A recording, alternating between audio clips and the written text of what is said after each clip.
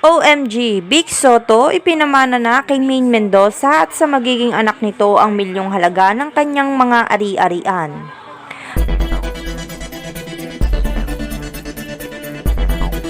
Patuloy na pinag-uusapan ngayon sa social media ang naging hiwalayan ni Vic Soto at Pauline Luna matapos ang iba't ibang revelasyon ng mga ito. Una na rito ay ang pagkakaroon nga ng koneksyon ni Vic Soto sa magiging anak ni Maine Mendoza ngayon, kung saan ay kinagulat naman ng lahat ang naging pag-amin ni Pauline Luna tungkol sa totoong ama ng kanyang mga anak.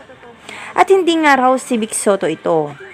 Matapos ang ilang buwan nilang paghihiwalay ay nag-focus na lang daw si Vic Soto ngayon sa magiging anak nila ni Maine Mendoza. At ngayon ngang araw ay isinapubliko ni Vic Soto sa social media ang halaga ng mga ari-arian nito na handa nitong ipamana sa kanilang anak ni Maine Mendoza. Hindi naman sukat akalain ni Maine na matatanggap nila ang ganito mula kay Vic Soto. Ayon naman sa aming nakalap na impormasyon ay tuloy na rin itong pinakawalan sila Pauline Luna matapos na naging pag-amin nito. Wala na daw siyang dapat pang itago, dagdag pa ni Bossing. Wala naman daw sigurong masasabi pa sa kanya si Pauline dahil tinanggap niya ng buong buo ang mga anak nito at itinuring niya na tunay na mga anak.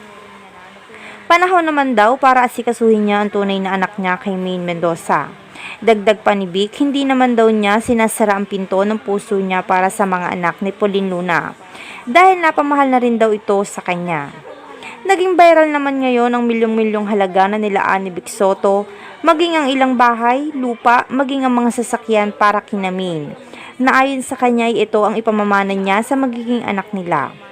Wala na raw siyang pakialam sa sasabihin ng ibang tao.